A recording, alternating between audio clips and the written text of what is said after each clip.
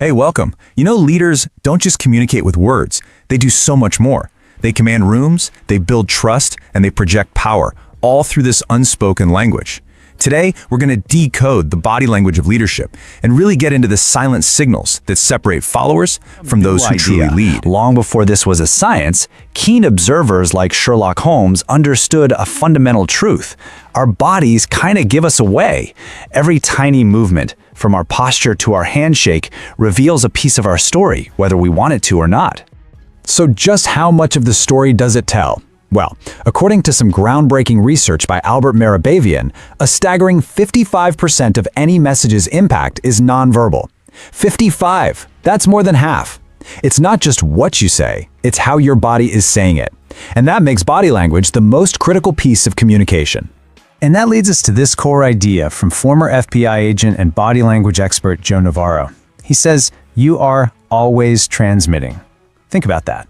Whether you're in a meeting, walking down the hall, or just sitting there listening, your body is constantly sending out signals. And people, whether they realize it or not, are always picking up on them. So where does this command presence even begin? Well, it starts from the inside. Let's dive into our first big theme, how a leader's internal state of calm and confidence becomes their most powerful external signal. Just picture the most chaotic situations you can think of. An emergency room, a crisis in the boardroom, a super high-stakes negotiation. According to Navarro, the one thing great leaders always share is this ability to just stay calm. That control has this amazing ripple effect. It lowers the tension and lets everyone else actually focus. And that really gets at the true nature of confidence. It isn't about arrogance or being the loudest person in the room. Real confidence is, well, it's a quiet assurance. It's the security to just walk in, look people in the eye, and most importantly, show that you actually value what they have to say enough to listen.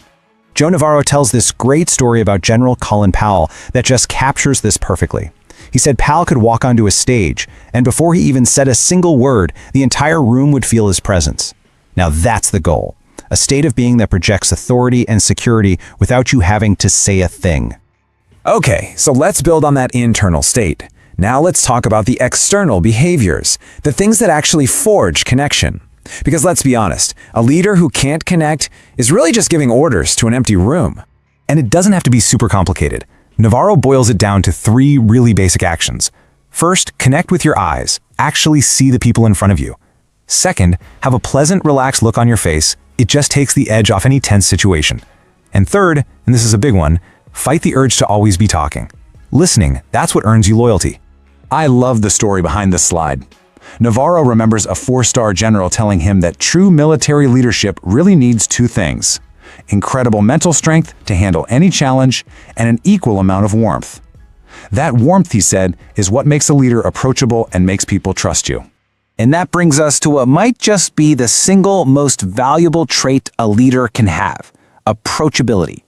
Navarro talks about the difference between a boss with a closed-door policy who nobody respects and a leader who creates an environment of psychological comfort.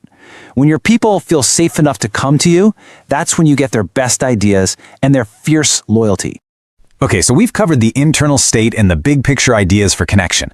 Now let's zoom in a little bit on the subtle, tiny gestures that can really amplify a leader's message and make their presence unforgettable.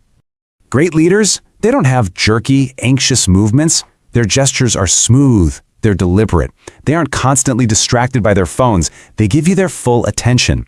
Their voice isn't a monotone. It's a tool they use to calm people or inspire them or console them. And as the actor Michael Caine once pointed out, when they want to make a really crucial point, they hold their eyes perfectly still without even blinking. But this brings us to what's pretty much the first rule of reading body language. You can never interpret a single gesture by itself. I mean, scratching your head could mean you're lying, or it could just mean your head is itchy. To get a real read, you have to look for gesture clusters, groups of signals that, when you put them together, form a complete sentence. This right here is a perfect example. Let's break this cluster down.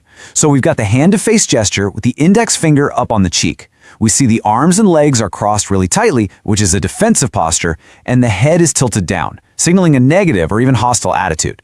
So even if this person is saying, "Yeah, I agree," their body is basically screaming, "I do not like what I'm hearing at all."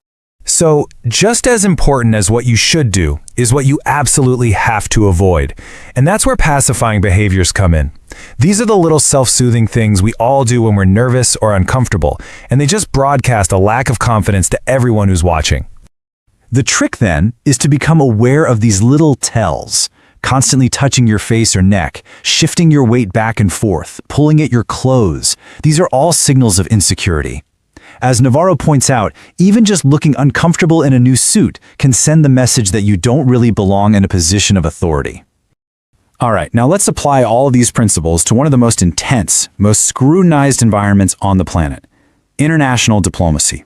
This is a place where every single nod, glance, and handshake becomes a public message for the entire world to analyze. In these kinds of settings, physical gestures are almost never accidental. They are very deliberate, symbolic acts meant to communicate authority or trust or sometimes even dominance. And the handshake? Well, the handshake is maybe the most analyzed gesture of them all.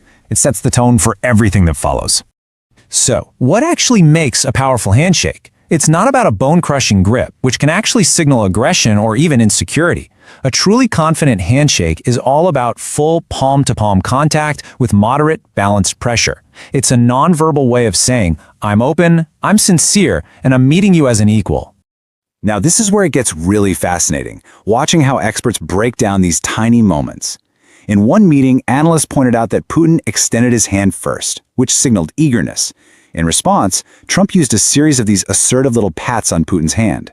Dr. Peter Collette interpreted this as a status reminder, a really subtle move to assert control and authority right from the start.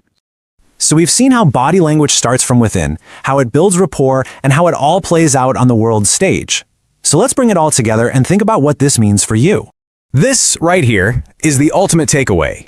Your words, they're for data and facts. But your body language, that is what builds or breaks trust.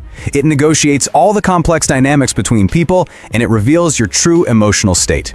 And when your words and your body are saying two different things, people will almost always believe your body. So I'll leave you with the same thought we started with, but hopefully now with a much deeper understanding of how much it weighs. You are constantly sending signals that define how the world sees you, as a person and as a leader. The only question is, what story is your body telling?